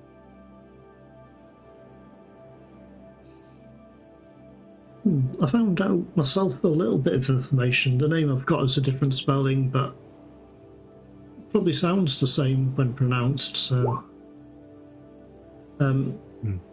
Just all I know is about a maze with some sort of creature, like a minor god. Something to do with like eternal hunger and things like that, but existing in this maze. But it seems you've got a location for it. Looks like it may be quite a journey to get there. Seven Valley's easy enough to travel to, but hopefully no one will recognise me. I've been there before. Oh, you have? Okay. Well, I've been to a village in the Severn Valley. Goat's Wood, I think it was called, Keeper. I can't remember. Goat's Wood. Indeed. There was a strange cult there to do with worshipping a nature entity or god of some fashion, but yeah, they won't like me there. But hopefully it's not the same village, but at least it gives us an insight. We've got a name, we can look up further information. I think the best thing is we've got a month to do this. I don't know how long walking this maze would take. Do we have to walk through it or in it to the middle, or... Can you recall, Ignatius, exactly what she said, the how you have to complete this task? I mean, you said walk the maze, but did you have to walk it and kill something or retrieve something or just walk it?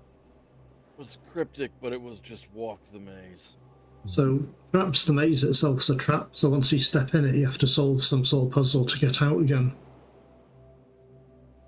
So maybe stepping in it means you're more or less trapped in it and you have to get out again, but at least we have something to look into, but I think we'll have to prepare for this. I don't think we could possibly fight a minor god. No. So we'll have to see what we can find out about this entity and what drives it, perhaps. But it'll be another problem to solve. I think that realistically the rules of the game are what the challenges are theoretically possible. It's possibility versus probability. I've thought about this, and when we find it, we'll have to take a lot of different tools with us, but we can't overpack because we might need to be fleet of foot. So just the essentials. It's food for a week, firearms, torches, a tent. Well, there seemed to be some engineer problem with candles or something like that. Yeah, so we definitely need some reliable source of light. Lanterns, perhaps. But I have encountered something before that extinguished all light that was near to it, so this creature probably has a similar ability. Hopefully not. Yeah, extinguish light by extinguishing the flame or quenching the light itself? It basically took the light away. It was one of my encounters with the Black Pharaoh. Not necessarily with him, an altar of his. It seemed to extinguish all light nearby. But yeah, at least we have a name. I mean, the challenge has to be possible, and this information implies it is. So we could look into a bit more information about this entity, and perhaps this gentleman, Martin Popplethwaite. Yeah. I'm just assuming Keeper, I've never heard that name before.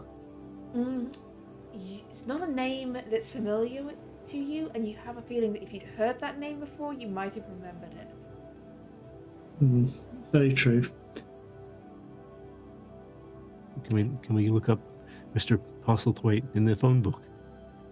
I don't think the phone book yet exists. I believe the library may have more books about the Seven Valley as well, so we might be able to pin down a location of where. From his introduction to the book, it sounds like he was some kind of solicitor, maybe? Is there any information about a town it's to do with? Or a settlement it's to do with, like, mentioned about an inn or something like that? He was tricked by some locals? Yes, he mentions that he had travelled through Goatswood to a place called Brichester. Near the Devil's Steps? Yes. Hmm. I'm choosing the pronunciation will be Brichester, although other pronunciations such as Britcher are also acceptable. That's okay, because it means we've got a location to start with, so